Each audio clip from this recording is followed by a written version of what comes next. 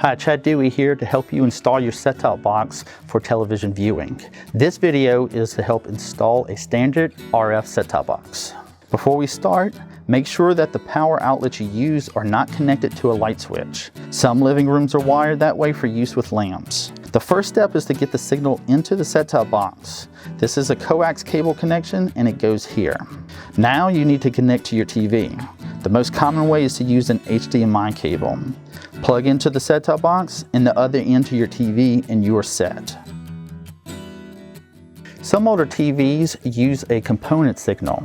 This cable uses 5 connectors.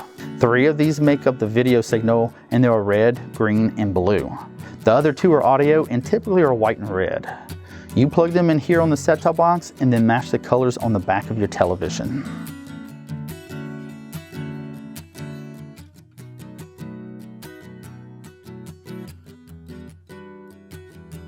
If you have any trouble or have any connections different than the one shown here, please give us a call. Thank you for your business. We truly appreciate it.